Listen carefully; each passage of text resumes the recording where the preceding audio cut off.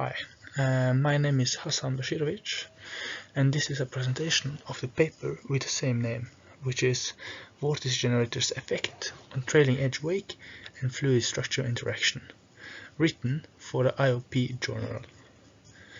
It is written in collaboration with F Sagmo and T Storli at the Hydropower laboratory at the Norwegian University of Science and Technology in Trondheim. Devices put in a flow tend to experience structural vibrations called vortex-induced vibrations. This is alternating lifting forces on an object due to the vortex shedding and is shown here in this figure for a simple hydrofoil, like you see here, behind here. As the frequency of these vibrations approach the natural frequency of the hydrofoil, unnecessary noise, wear, and failure can occur. Examples of such devices are stay vanes in hydropower plants, rudders in ships, and wind and water turbine blades. A common trait among these devices is that they take the shape of a hydrofoil. In order to avoid unnecessary noise, wear, and failure, we want to try to mitigate these vortex-induced vibrations. One way of doing this is trying to break up the common vortex thread shown behind the hydrofoil here. There are several possible ways of doing this. One way of doing this is to attach vortex generators at the trailing edge in the hope of them generating strong enough vortices such that they can break up the von Karman string behind the hydrofoil. And some examples of vortex generators are shown here in this first picture.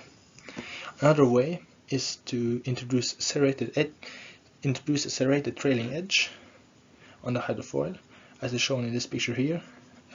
This is the serrated trailing edge.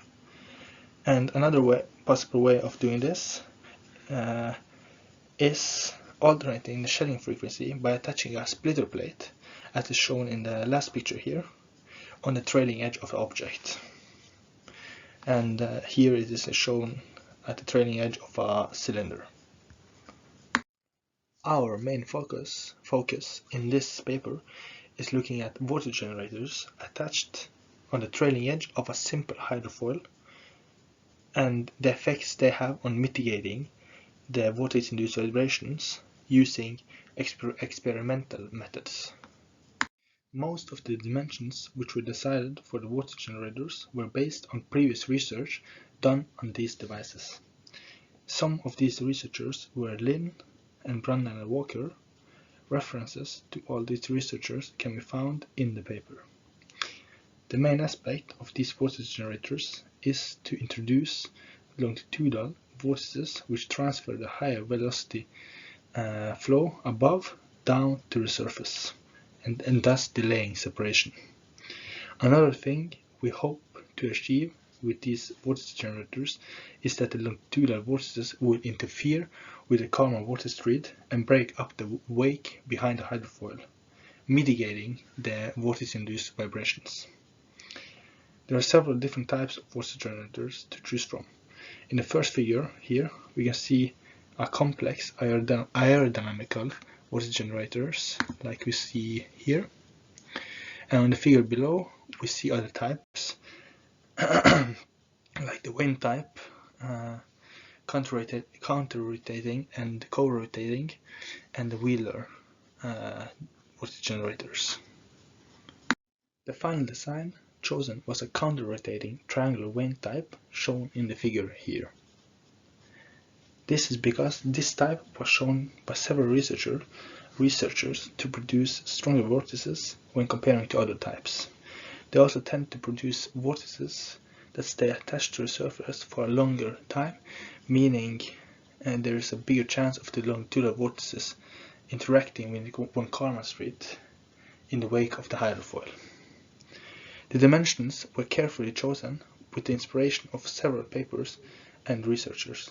They are presented here, and the process of choosing these exact dimensions can be found in the paper.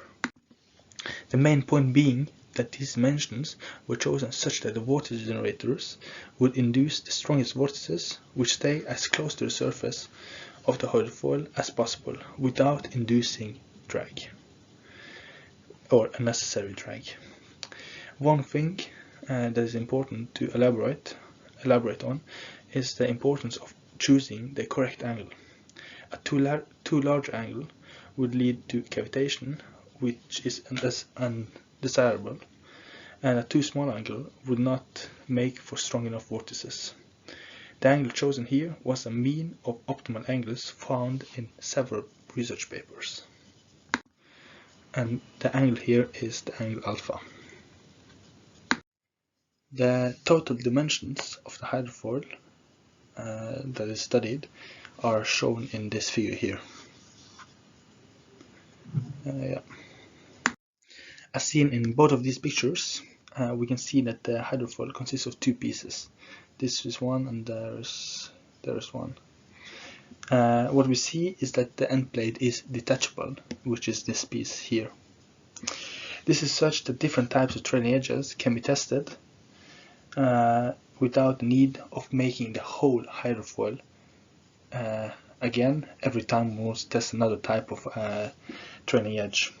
In our case, two different types of trailing edges are going to be used, one with water generators as seen in this picture here, and one without these water generators. The end plate is attached with a glue that expands and releases when heated over 90 degrees and at 90 degrees Celsius to make for an easy removal. The whole hydrofoil is painted in a matte black color in order to reduce laser reflections when eventually using PIV or particle image velocimetry for measurements. The hydrofoil is kept perpendicular to the flow and the angle of attack is always 0 degrees. An ABB flow meter is located downstream of the hydrofoil to measure the volumetric flow rate. Strain gauges located approximately 55 mm from the trailing edge are used to measure vibration frequencies of the hydrofoil. The amplitude spectrum shown later here in this presentation is obtained using Welch's power method or Welch's power spectrum method in Python with a Hasan window. And here we can see the whole test section or the whole setup showing the flow direction, which is here and this way here, showing the strain gauges, how the laser and the camera is going to be set up when using PIV, and the flow meter downstream of the hydrofoil. Yeah. So now eventually on to the results. In this figure here we see vibrational frequencies measured by means of a strain gauge on the left axis versus the flow velocity tested right here. So these values there and then these. On the right axis, the green graph is the relative amplitude of the highest peak of the frequencies plotted versus the velocities. So it's this, and we see this one. An empirical estimate based on a Struer frequency is also plotted in red, which is this one here. The first peak here can be identified as a shedding frequency of the hydrofoil, and we can see that it's in good agreement with empirical estimate, like we see this one. Yeah. The second peak that we see here can be identified as the natural frequency of the hydrofoil and corresponds well with another paper done on a similar hydrofoil. So here it shows 620, around 620 hertz. That the natural frequency is at 620 hertz. When looking at the green graph, we see no sudden rise. This is sudden, but it's not so sudden. We'll look for any of the velocities that we have tested here. This can indicate that the shedding frequency never reaches the natural frequency and we have no resonance. And these graphs here show the amplitude frequency spectrum obtained by Welch's power spectrum method and a Hanning window with two different window sizes. Each graph is for a different inlet velocity, and what we see is that the voltage generators seem to suppress the vortex-induced vibrations totally. The shedding frequency seems to die out before it reaches the natural frequency, resulting in no resonance, like we see here. This shedding frequency here travels along, but seems to die out before it reaches the natural frequency of the hydrofoil.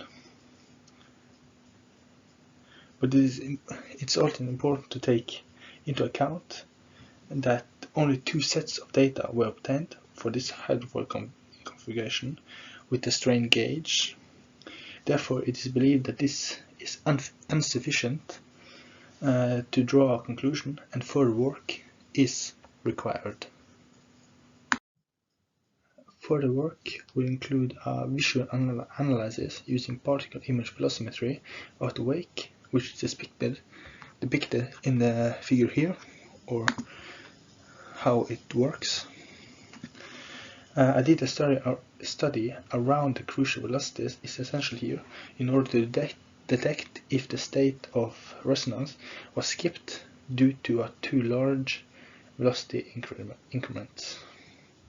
Further tests will be done with a hydrofoil without voltage generators in order to have a case to compare to.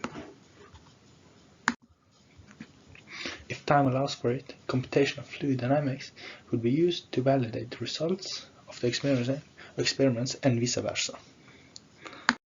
So yeah, if you have any questions, feel free to contact me on email, which is written here. Yeah, thank you.